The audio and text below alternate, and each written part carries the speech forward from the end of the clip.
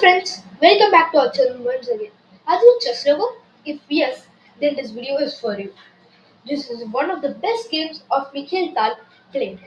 This game was played between Mikhail Tal and Mark Passman in 1953. Alright, so Mikhail Tal was playing with white pieces and Mark Passman was playing with black pieces.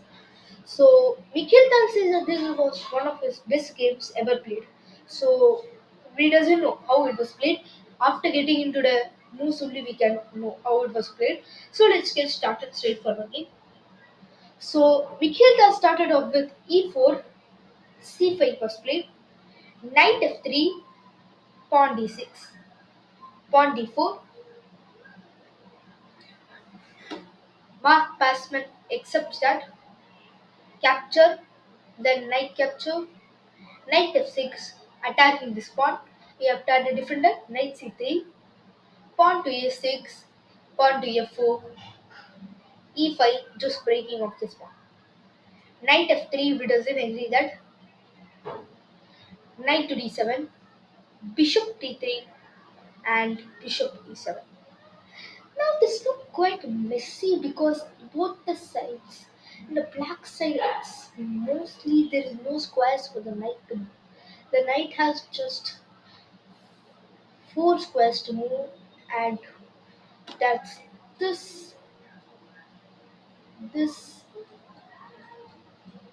this, and mostly one more. That's this. Like this was just knight, so the knight looks quite messy in the black portion, but never mind. So short casting was played from both the sides.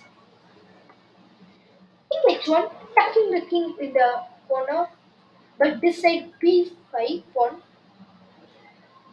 pawn to a3, queen to c7 at the 11 to move. Firstly, black pushed off his queen, then comes pawn to e5. Now there's a double to pull, so black may take advantage of the surely, and he took off that pawn to e5, taking advantage. Knight to h4, because the knight now understood that this pawn was of no use. So why to attack this pawn once again and again? So he thought of that. So he went far away. Knight c5 was played. Bishop g5, pinning the knight to the bishop. Queen d8. Knight f5 was played, adding double pressure to this bishop. Bishop f5, capturing the knight. Now this is one of his sacrifice for knight. Also, I can say because the bishop can easily capture this, and Mikhail Tal knew that, and that's why he played this bishop f5. Then comes the strong advantage move, rook f5. Now, most of them might think, why did Mikhail Tal sacrificed a knight for a bishop? It was because this knight was of no use. Mikhail Tal understood. This knight just controlled six or four squares, and that was of no use. So Mikhail Tal just thought of exchanging this bishop because this bishop was controlling a very long diagonal. Sorry, a very long diagonal. He could have moved like this, like this, like this, like this, like this to any of these squares. It's a very long diagonal. So he thought of eliminating that bishop, and that was it. So rook f5 was played. Then comes the solid move of the game, knight e7. Just tucking back the knight into the black's territory. But here the game is not over. Bishop e7 capturing the bishop. Queen e7 capturing back, just giving a bishop exchange. Knight d5 attacking the queen. Then comes queen d6 attacking the knight. Queen g4 just not taking care of the knight, but the knight is also protected already. He doesn't want any defense for that. So pawn to g6, rook to f1 was played, doubling up the rooks. Then comes f6 in the game played. Then we start off with a solid moves h4. You might think that rook is under attack. Why we have to not defend it? Absolutely, we not do it because there are three. No, there are there are three defenders. The bishop is defending indirectly, the pawn is defending directly, the queen is defending directly, and the rook is defending directly.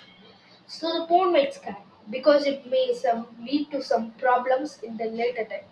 So the pawn is worried. So next comes king h8, tucking this king also in the corner. Then comes rook f3, saving the rook. Then comes f5 in the game, attacking the queen.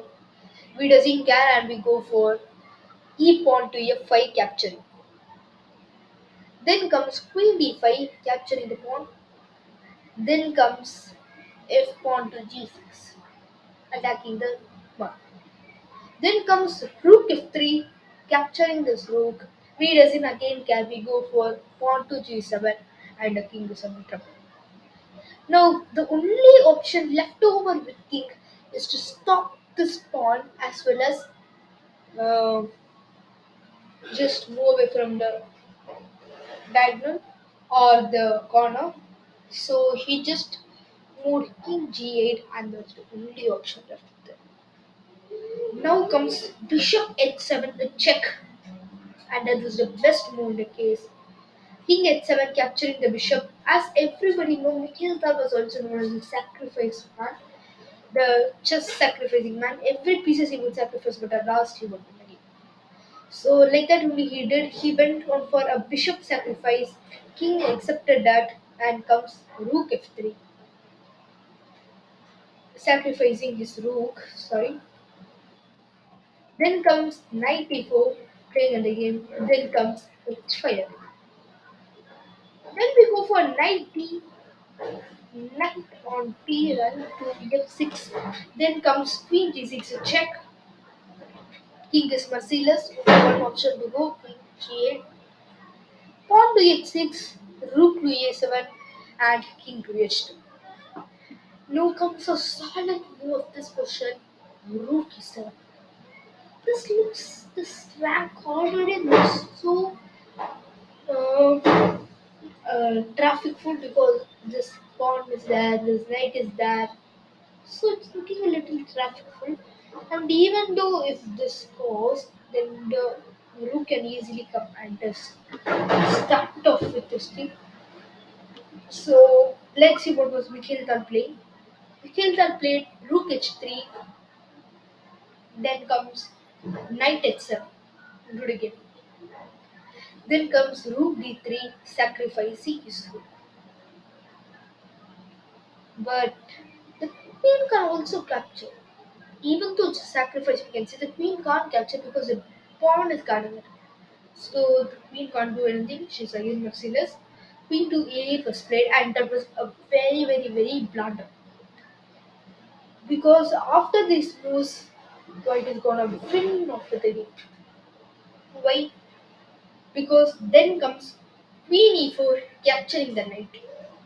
This was the only defender for the queen because when the queen was on this square, she would have directly just one square she would have moved. But this version is also known as a sacrifice. Mikhail does the greatest sacrifice in this version. He's sacrificing a queen, so our Mark Passman accepted it. He didn't know the trap. He accepted it. Then comes the check, rook d8, a check, king f7, g8 pawn to queen, and it's again a check. King f6, only option left with him. Then comes rook d6, check. King f5, queen g6, check. King f4 is the only option left. Then g3 pawn is to check. Then comes king e3, the only option left, and rook d3 check. And at last, the queen captures and Mark Passman resigned again. Because he did a very big blunder. Because after this queen capture, he should have not done that queen capture. because this rook was threatening this king for a very long time. But this queen should have not captured this rook because this pawn is no captured. And most powerfully, the black pieces has just a rook, a knight that just add up to 8 points, but white has just 9 points. And because of this massive pawn advantage, white can just win the game in the coming time. So black resigned at this position, and that was the last move of the game, and Mikhail Tal won the game.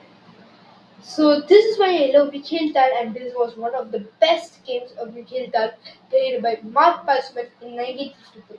Mikhail Tal also said that this would be rememberable game for him, as this game was played between Mark Pasman, the great chess champion of that century, of the 20th century, and Mikhail Tal won the game, and they both won the games.